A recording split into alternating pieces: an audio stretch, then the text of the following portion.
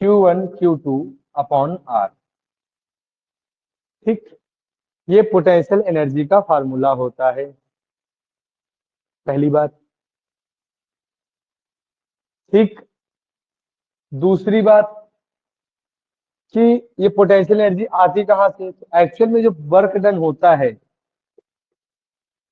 ठीक है, work done, ये वर्क डन इक्वल होता है पोटेंशियल एनर्जी के। ठीक है, वर्क डन किसके बराबर होता है, पोटेंशियल एनर्जी के बराबर होता पोटेंशियल एनर्जी। है।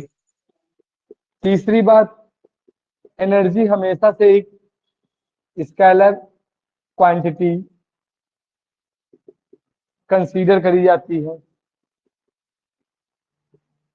ठीक, पोटेंशियल एनर्जी हमेशा से स्केलर क्वांटिटी कंसीडर करी जाती है। ठीक, अगर मान लो कि ये चार्ज Q1 है, ये चार्ज Q2 है, ये चार्ज Q3 है, और हमको निकालना हो potential energy of the system, हमको क्या निकालना हो, potential energy of this system.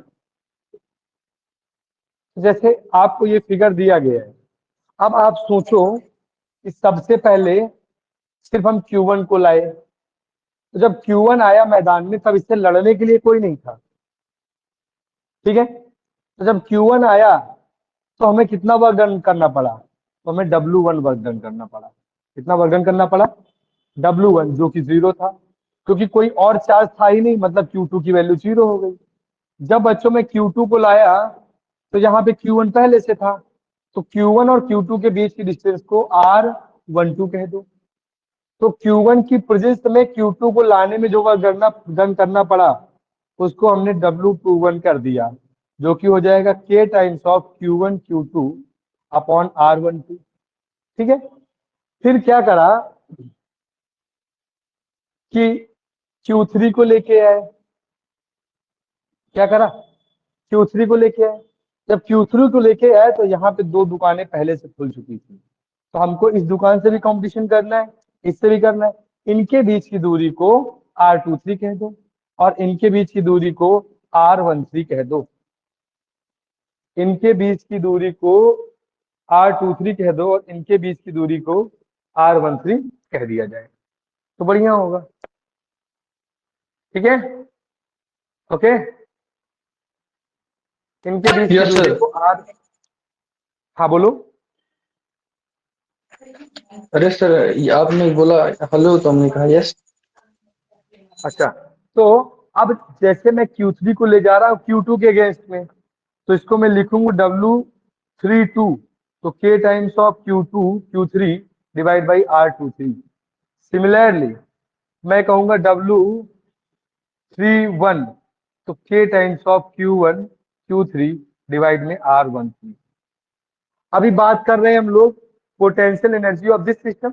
It means we just have to add these energies, that will be the W total, that will be the total potential energy also, that is W1 plus W21 plus W32 plus W23 plus W13। ठीक है, 3 2 1, बात तो वही हुई, एक ज्यादा हो गया, इसको हम लोग बोल देंगे 3। ओके बच्चों, क्लियर ये बात, बोलो यहां तक क्लियर। ये पोटेंशियल एनर्जी का था, बोलो अखिल बेटा, यहां तक क्लियर। ये था पोटेंशियल एनर्जी का खेल, है ना। अब सर इसके बाद हम लोग, हाँ बेटा। सर इसमें तो चार्ज 3 है, हम्म, और सर वर्क डन 4 क्यों है? W1 और W21, W32, W31, तो W1 हाँ, क्यों है? W1 की वैल्यू 0 नहीं है तो 0 लिख देना, कोई फर्क नहीं पड़ता, वो अलग बात, बट अच्छा, लिखना तो है ना आपको। ठीक, ओके सर थैंक। ओके, चलो, तो इसका स्क्रीनशॉट लो, फिर आगे बढ़ेंगे। जल्दी से स्क्रीनशॉट लो इसको, ये रिवीजन सेशन है, पहले से पढ़ चुके हैं सारी बातें। यस सर, ठीक है। हो गया।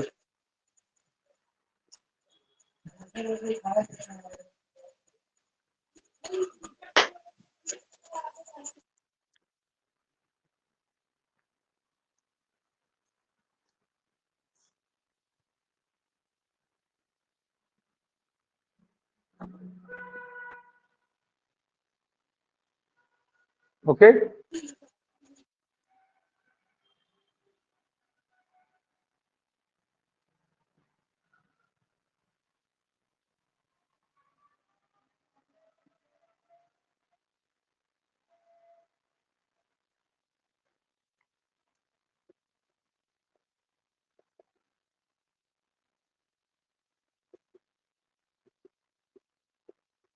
फिर देखो, अभी हम लोग पढ़ रहे थे पोटेंशियल एनर्जी, अब हम पढ़ने जा रहे हैं पोटेंशियल। तो एक्चुअली जब हमने पोटेंशियल एनर्जी पढ़ा तो हमने देखा कि Q1 चार्ज की फील्ड में Q2 को लाने में जो वर्क डन करना पड़ा उसको हमने K Q1 Q2 कर दिया।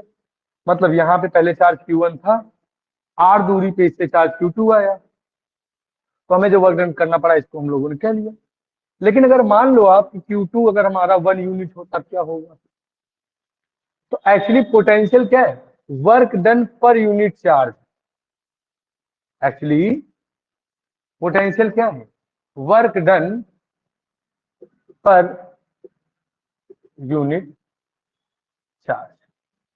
क्या है? Work done per unit charge. तो जब बच्चे work done per unit charge है तो V को हम लोग लिख सकते हैं W/Q2। तो ये हो जाएगा K times of Q upon में R, या K times of Q1/R।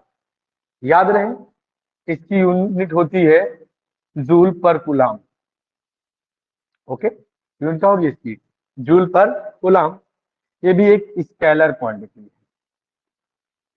Scalar quantity है। ठीक है। दूसरी बात, जैसे यहाँ पे एक चार्ज क्यू रखा है, एक पॉइंट ये ए है, एक पॉइंट ये बी है, यहां से डिस्टेंस आर ए कह लेते हैं, इस डिस्टेंस को आर बी कह लेते हैं। अब हमें निकालना हो V A minus V B, ये हो जाएगा के क्यू टाइम्स ऑफ 1/RA-1/RB। और अगर हमें V B minus V A निकालना हो तो के क्यू 1/RB-1/RA। एक स्केलर क्वांटिटी है। ठीक है, तो ये पोटेंशियल का हो गया। अब पोटेंशियल का बेसिक फार्मूला हमें पता है के क्यू अपॉन में आर होता है। एक चीज इसमें पढ़ने को मिलेगी आपको, equipotential surface. Equipotential surface, ठीक है। इसका मतलब होगा the surface at which potential is same at every point. क्या होगा equipotential surface? The surface at which potential is same at every point, that is called what? Equipotential surface. इसका मतलब ये हुआ बच्चों कि change in potential with respect to distance या r, that will be 0. Then we can say this is an equipotential surface. Now we have to establish a relation between between the potential and electric field. Note down this one, take a screenshot. हाँ बच्चों जल्दी से screenshot low.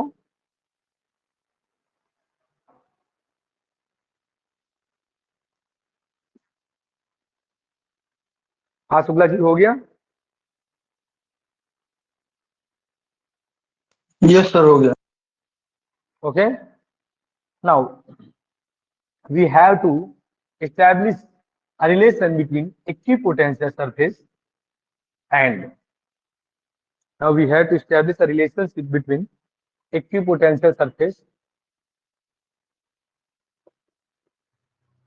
relationship between equipotential relationship between potential and electric field। पहले तो आप जान लो कि potential का फार्मूला होता क्या है। तो पोटेंशियल का फार्मूला होता है के क्यू अपॉन आर, और इलेक्ट्रिक फील्ड का फार्मूला होता है K Q upon R square. If you have to differentiate this potential with respect to R, so K will be outside KQ. Actually, you will differentiate 1 by R with respect to R. That will be minus 1 by R square. Therefore, minus sign will be taken outside, minus K times of Q upon R square. That will be the del V is to del R. Differentiation में आप लोगों ने पढ़ा है। So, students, del V is to del R, बच्चों समझ रहे हो ना Shukla ji? Del V is to del R, minus sign रखे तो K Q upon R square क्या बच्चों? Electric field. तो यहीं से एक रिलेशन जन्म लेता है कि del V is to del R हमें देता है minus sign of electric field. Scalar way में इसको हम लोग ऐसे लिख सकते हैं, अगर डायरेक्शन ना टेकन ना लेनी हो हमें, तो v equals to E D. Okay, so note down this one also.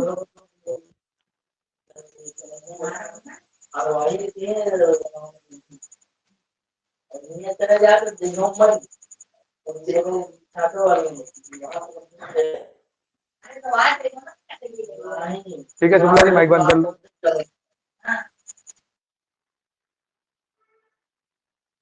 Note हो जाए तो आगे बढ़ा जाए। ये चाहो तो डेल आर को कैसे ऐसे भी यहाँ पे लिख सकते हो, ई डेल आर। ठीक है,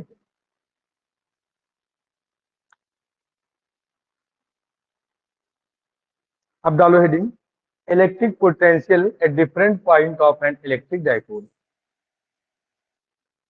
electric potential at different point of an electric dipole.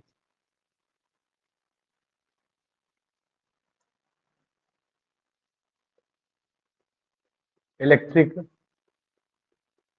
Potential at different point of an electric dipole. So देखो,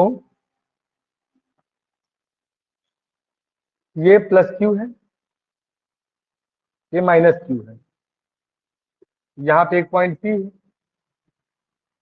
इस डिस्टेंस का नाम दे दो R1 और इस डिस्टेंस का नाम दे दो R2। ठीक है, एक का नाम दे दो R1 और एक का नाम दे दो R2। ये पॉइंट O है ना, और इस P से O को मिला दो।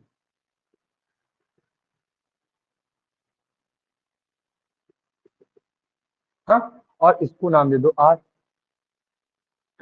ठीक है, अब इस लाइन को थोड़ा सा इधर आगे बढ़ा दो, एक परपेंडिकुलर यहां से ड्रॉ करो इस पे, और एक परपेंडिकुलर ड्रॉ करो यहां से इस पे, ऐसे। अब आप सबको पता कि डाइपोल में ये दूरी कितनी होती है, ए, और ये दूरी कितनी होती है, ए। तो ये एंगल अगर थीटा होगा तो ये एंगल भी कितना लिया जाएगा, थीटा लिया जाएगा ना। अच्छा मुझे ये बताओ, अगर ये ए है, ठीक, ये ओ है, इस पॉइंट का नाम ए रखा जाए, इसका बी रखा जाए, और ये पॉइंट बी है, या फिर ये पॉइंट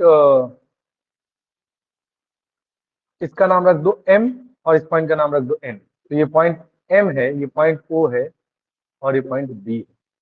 तो अगर ये ओ है, ये एंगल थीटा है, तो मुझे बताओ कि ये बी एम क्या है, एल्टीट्यूड है ना।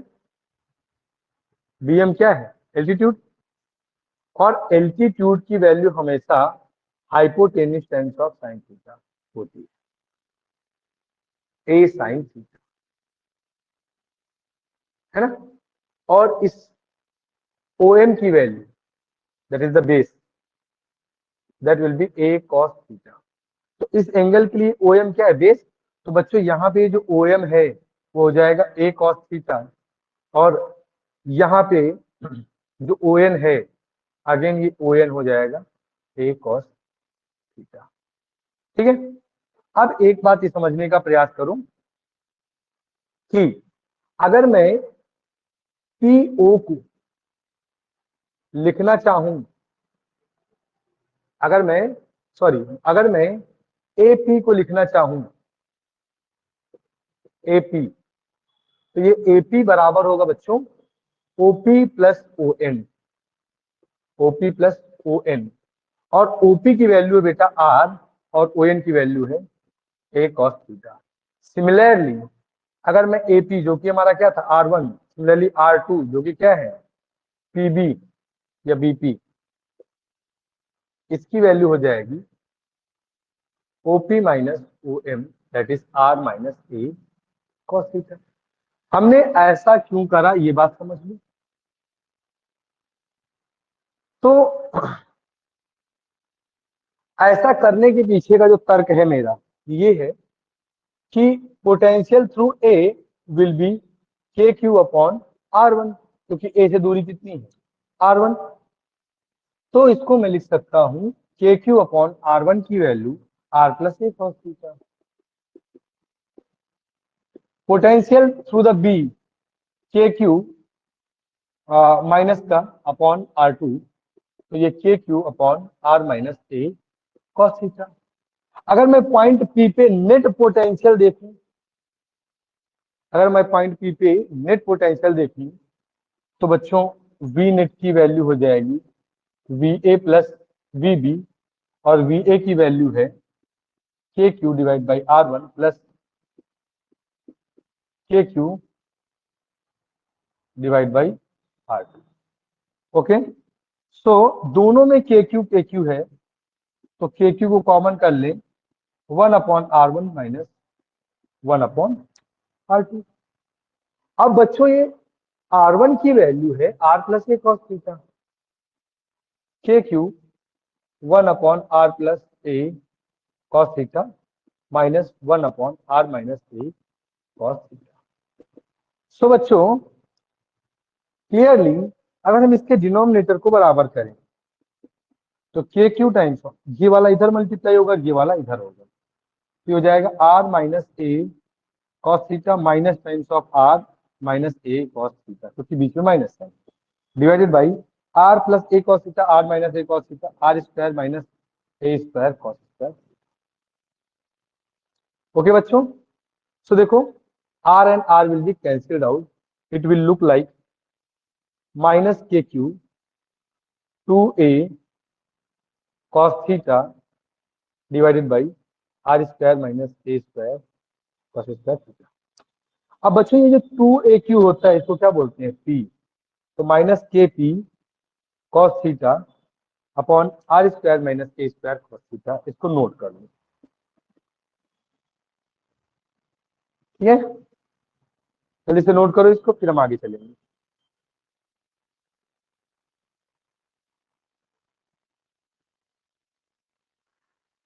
चलो अब कैपेसिटर देख लो, ये हो गया तो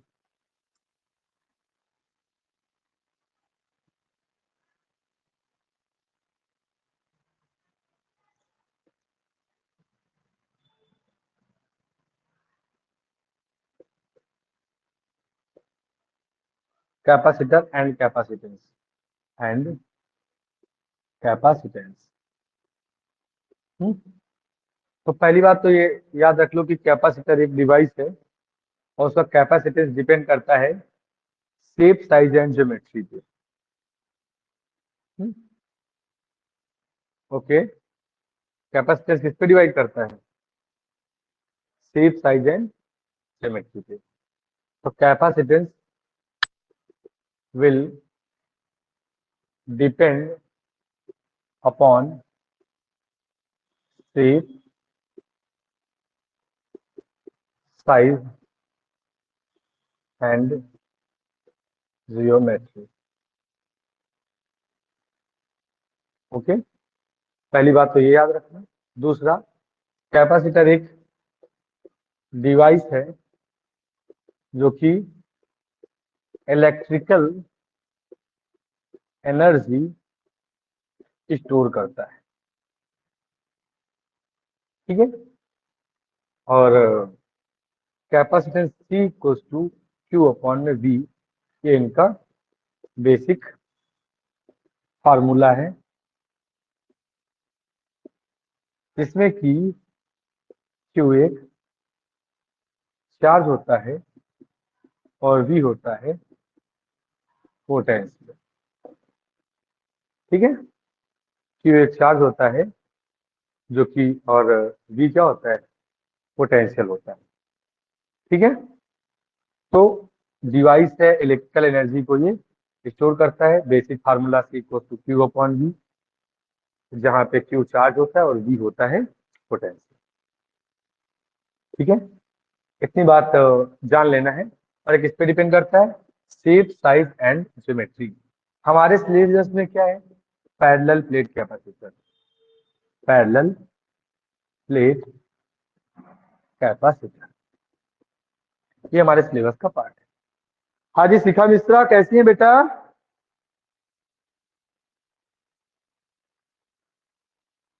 हेडिंग डालो और लिखो पैरेलल प्लेट कैपेसिटर, ठीक। Parallel plate capacitor. सर मेरा टॉपिक बता के जाना।